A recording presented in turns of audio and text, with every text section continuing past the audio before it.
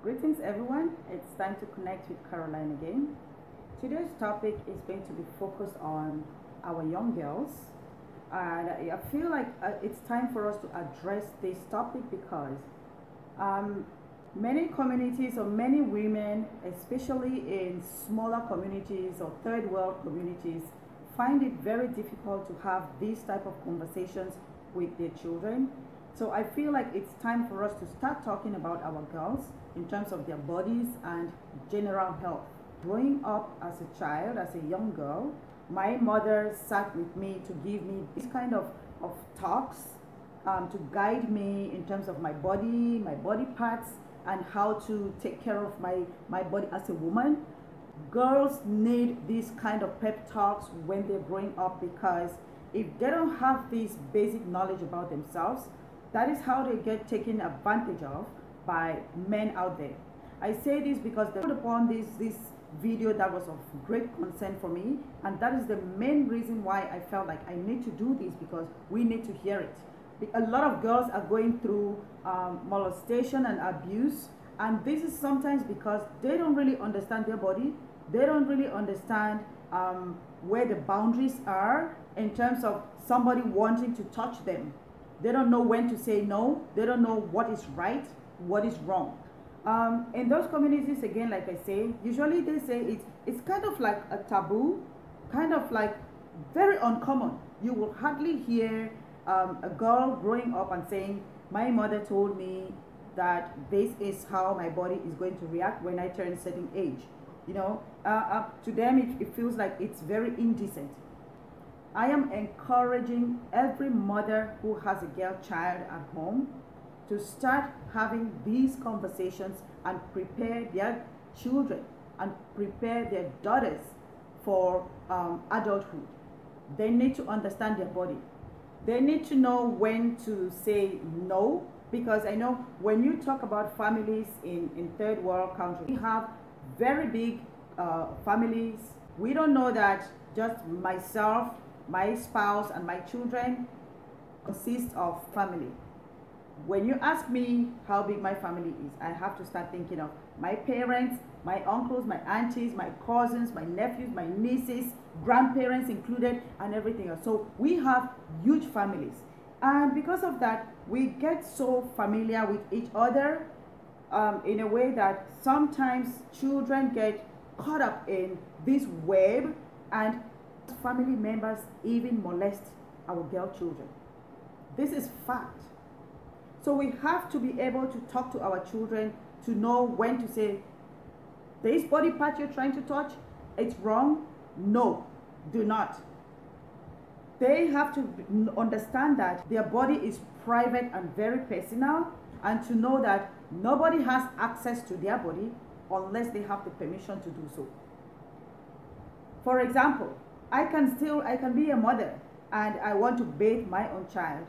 My child has the right to say, mommy, do not touch me here, because I've already given them that understanding, that learning that their body is very private to them, so they have the right to say stop. If they have this very basic knowledge, if a stranger, a distant relative wants to touch them inappropriately, they will understand that no, that's a no-go zone. Things like this, they start even from when a child, somebody can carry a child on their lap. Come sit here. That's how it starts sometimes. You carry the child and you're touching them in a way that they're not supposed to. Talk to your children.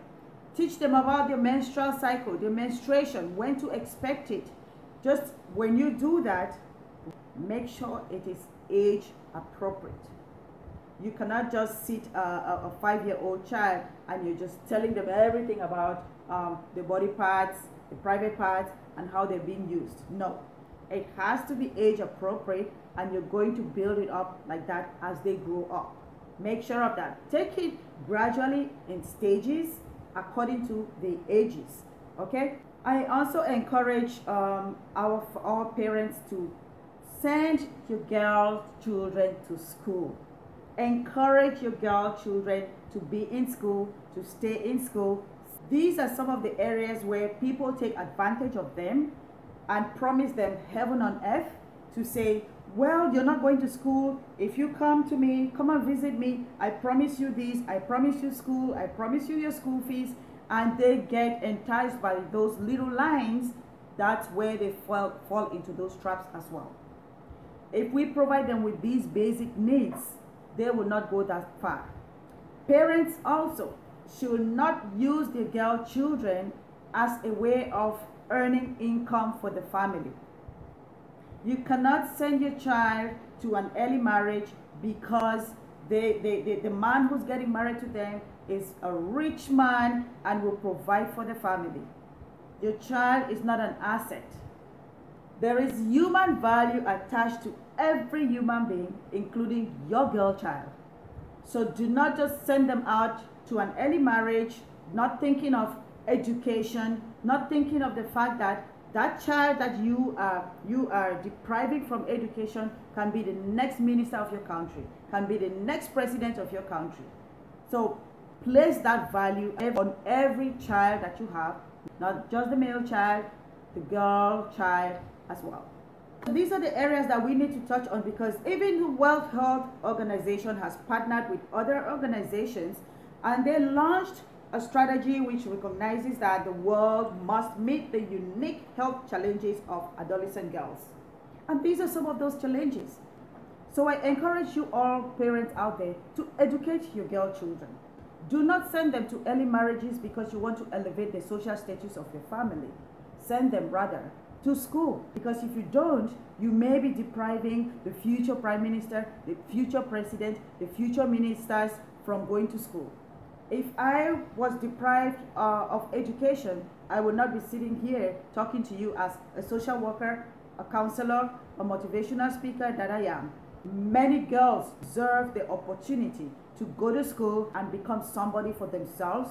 Take action and protect your girl child from molestation, sexual assault. Hard work or determination pays off. I will share a typical example with you about educating a girl child. Malala Yousafzai, I spoke about her in my previous videos, and I don't think I went into details on what happened with her, but Malala Yousafzai is a young girl who is very determined to make sure that girls have education in her community.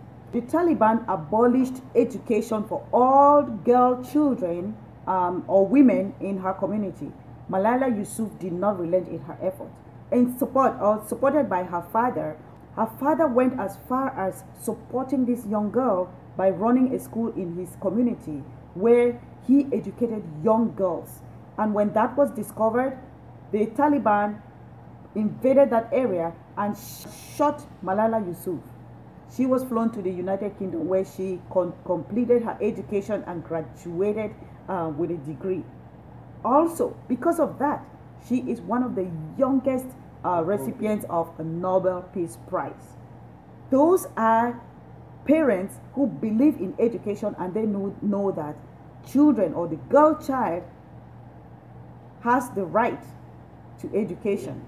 And that has paid off, because today she, Malala Yousafzai, is a self-proclaimed advocate for girls.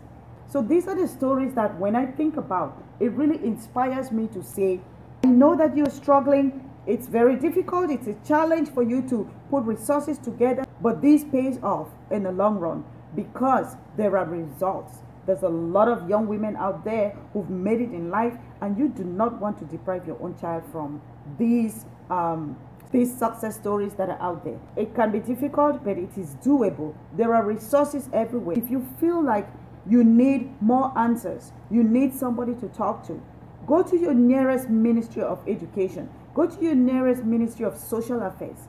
Talk to the authorities of your country. Go to the nearest police if you have anything to report about your girl child, or if you need any questions or answers in terms of resources that has to do with the girl child. You can even go to a computer cafe. Just go to Google and put in any question that you have, and you will have results, answers popping up. You can learn from anywhere. You can also go to many websites, and you will learn more about how you can get all these resources. You can even use the WhatsApp number that you see here and you can ask all your questions and you will get answers for it. Very much. I hope this creates an impact. I hope this opens the eyes for many women, for many mothers, even in areas where there are no schools. There are age-appropriate free online books that you can print and give to your children, just to make sure that you continue to keep their brains kicking until there is school in your environment. So please make use of all these resources. Again, ask questions, seek for help. You can talk to the elders of the church, you can talk to your pastor, whoever you feel comfortable, even if it means it's maybe your mother's friend, your mother's sister, whoever in the community that you reside in, that you feel more comfortable to share your concerns, your stories with. Talk to somebody. There is always help somewhere that you can tap from. Thank you so much, and together we will grow the community.